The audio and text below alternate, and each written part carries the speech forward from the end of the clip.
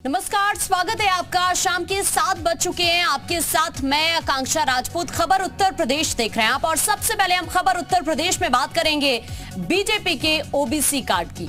BJP ने UP में mission 80 की रणनीति पर जोरदार तरीके से काम करना शुरू कर दिया है। 2024 का दंगल जीतने के लिए अपने पुराने फॉर्मूले को उधार देने की रणनीति अपनाई है। बीजेपी की सरकार बनाने में अपना अहम योगदान देने वाले ओबीसी वोटर्स के लिए बीजेपी ने मेगा प्लान तैयार किया है, जिसकी शुरुआत आज से कर दी गई। रिपोर्ट देखिए।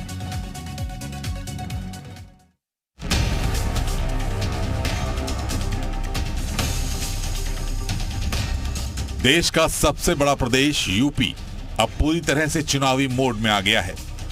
यूपी में जातिगत फैक्टर बहुत काम करता है, इसीलिए पार्टियां भी उसी हिसाब से अपनी सियासी गोटियां फिट करने में लगी हैं। हर दल की नजर ओबीसी वोटरों पर टिकी है, क्योंकि सत्ता की चाबी ओबीसी वोटरों के पास ही मानी जाती है।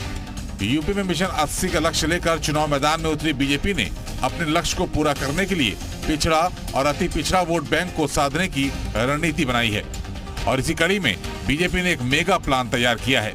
इस प्लान के तहत यूपी के हर विधानसभा क्षेत्रों में ओबीसी जातियों पर फोकस किया जाएगा। ओबीसी जाति के 50-50 कार्यकर्ताओं की सूची बनाई जा रही है। ये कार्यकर्ता अपने अपने क्षेत्रों में बीजेपी के लिए माहौल बनाएंगे, डबल इंजन की सरकार की योजनाओं का प्रचार प्रसार करेंगे, बीजेपी सदस्यता अभियान को आगे बढ़ाएंगे।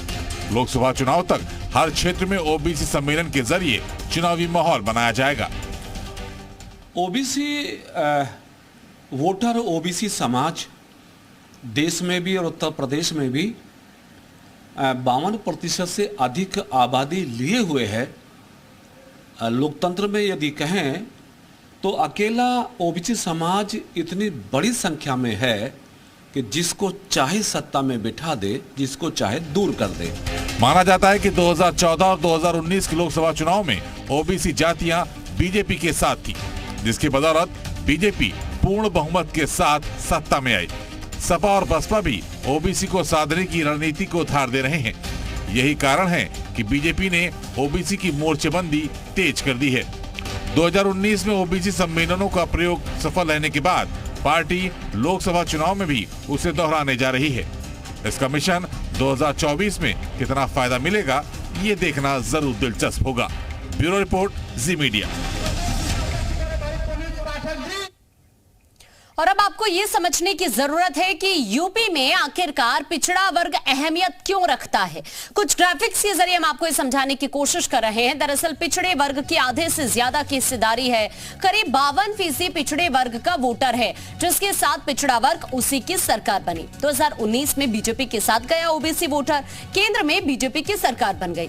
2014 में बीजेपी के साथ गया ओबीसी वोटर, केंद्र में बीजेपी की सरकार बन गई। 2017 में भी पिछड़ा वर्ग बीजेपी के साथ गया, यूपी में बीजेपी की सरकार बनी। 2012 में सपा को पिछड़े वर्ग का साथ मिला, तो सूबे में समाजवादी पार्टी की सरकार बन गई। 2007 में दलित और अति पिछड़ा दांव चला, बीएसपी को बहुमत मिली और मायावती मुख्यमंत्री बन गई। तो इस तरह से काफी अहमियत रखता है पिछड़ा वर्ग, और इसीलिए अब बीजेपी की नजर है ओबीसी वोटर्स पर।